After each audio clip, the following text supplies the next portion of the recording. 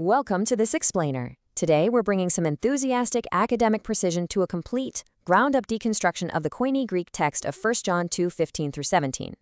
We're setting aside all homiletic commentary and pastoral applications to focus exclusively on empirical linguistic analysis.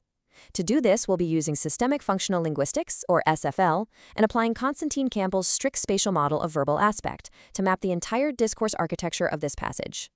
Grab your analytical scalpels because this is going to be fascinating.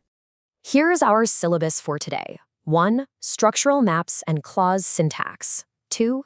SFL, ideational and interpersonal. 3. SFL, textual metafunctions and markedness. 4. Verbal aspect and spatial proximity. And 5. Cohesion and discourse architecture. Let's dive right in. Starting with Section 1, structural maps and clause syntax. When we look at the raw syntax partitioned out from 215a through 217c utilizing standard biblical verse clause notation, establishing these exact boundaries is absolutely crucial. Notice that opening boundary right at 215a, which introduces our first major constituent. And then look further down at the sharp adversarial pivot sitting right there at clause 216d.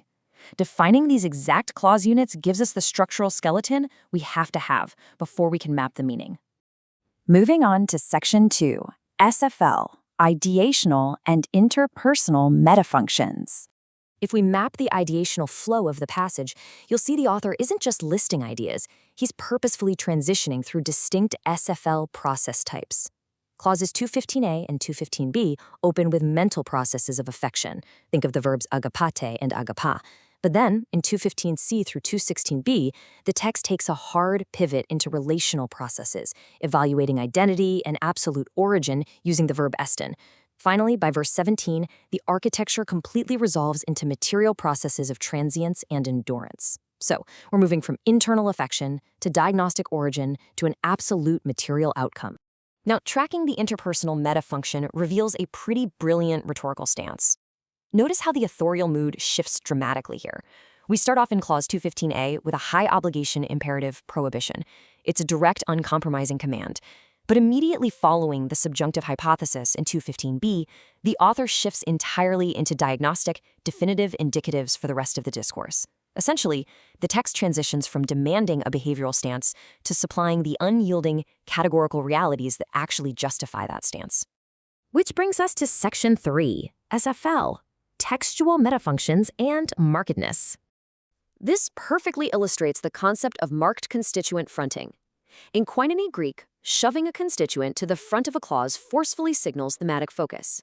Take a look at 215c. We've got verb first negation with uk estin. The absence of the father's love is thrust right to the front. Then, in 216b, we get origin fronting, all ek to kosmos. The prepositional phrase highlighting worldly origin precedes its verb to maximize that absolute disjunction. Finally, in 217b, the contrastive substantive participle, hode poikion, is fronted to establish the ultimate focal resolution of the obedient participant. Guys, these aren't stylistic accidents. They are absolutely vital discourse boundary markers. All right, let's turn to Section 4, verbal aspect and spatial proximity. To map this correctly, we have to ruthlessly reject those outdated, time-based temporal tense definitions. Honestly, throw out notions like past action with present results or ongoing consequences. They literally do not belong here. Instead, we're going to read the Koine verb strictly through spatial metaphors. Perfective aspect is our external helicopter view, summarizing the action as a whole. Imperfective aspect is the internal street view, viewing the action as unfolding from within, and these aspects operate on a spatial axis of either proximity or remoteness. So here's the crucial takeaway. The aorist and imperfect tense forms are pushed out to spatial remoteness. They're distant. But the present and perfect tense forms are pulled right into spatial proximity. They are near to the speaker. Apply that to 1 John 2:15-17. Every single finite verb in this entire passage uses the present tense form. That means the author has deliberately placed the entire discourse in imperfective aspect, a street view that pulls the theological action into immediate, palpable spatial proximity.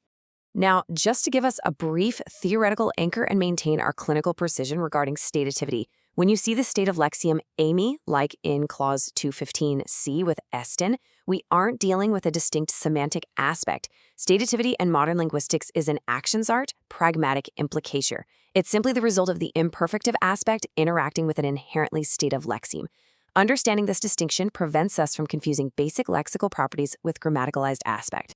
Because those present tense forms encode spatial proximity and imperfect unfolding, the contrast between the kinetic material processes here is just stunning. On one hand, you have perigetai, the world is passing away. It's not framed as some distant future event, but via an active, internally unfolding decay.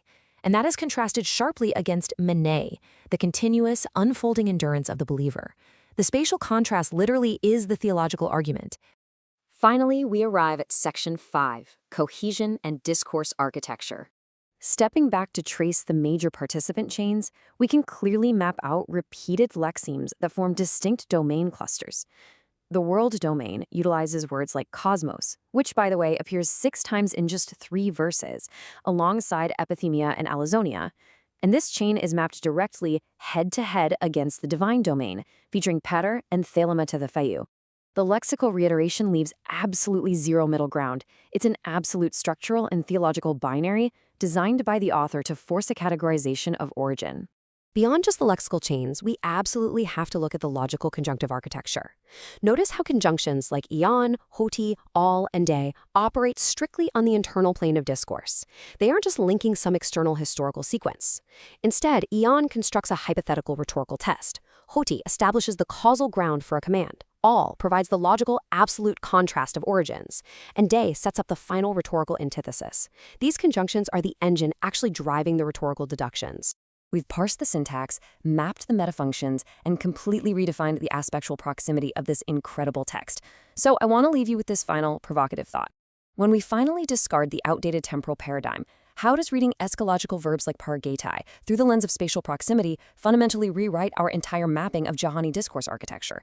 Elevating our structural exegesis means we have to allow the Greek to speak on its own spatial terms. Think on that as you dive back into the text. Thanks for joining me on this explainer.